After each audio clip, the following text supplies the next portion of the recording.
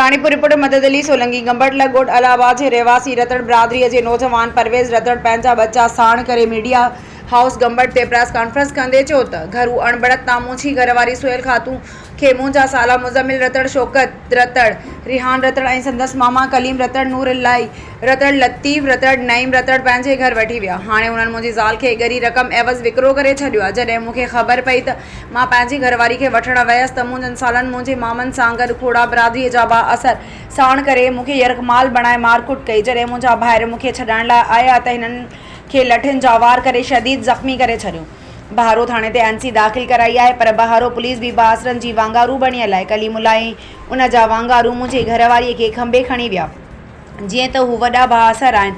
मूंखे तलाक ॾियण लाइ धमकियूं पिया ॾियनि। अगरि तलाक न ॾिनी त तोखे ऐं तुंहिंजे बच्चनि खे बि गुम करे मारे छॾींदासीं। IG सिंडी IG Sukkur SSP Kharpur notice वठी मूंखे इंसाफ़ ॾियनि। नौजवान परवेज़ चयो त अगरि मूंसां इंसाफ़ न थियो त मां पंहिंजे बच्चनि समेत पेट्रोल हारे पाण ऐं बच्चनि खे साड़े छॾींदमि। उन अमल जा ज़िम्मेवार मथियां बासर ऐं एसे शो बहारो तालिब जिसकाणी समेत आला अमलदार हूंदा। जी नाज़रीन, जीअं त गंबड़ भरिसां ॻोठ कमालदरे जो रहवासी परवेज़ अहमद रतड़ अॼु मीडिया ऑफिस ते आयो आहे।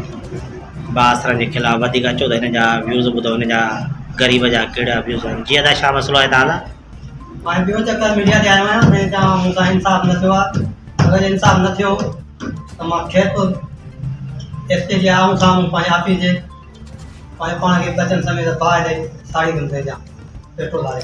त असां जेको मसइलो पेश आयो आहे सोशल मीडिया ते जेको मसइलो हले पियो तव्हां सां जेको मसइलो हले थो पियो, इनखे घणा ॾींहं गुज़री विया आहिनि ऐं उहे बासर तोखे छो था धमकियूं ॾियनि मारण जूं? तक़रीबन 5-6 ॾींहं थिया आहिनि। मां अलाए यार सोशल मीडिया ते जा कोई बि अञा ताईं इंसाफ़ न थियो आहे।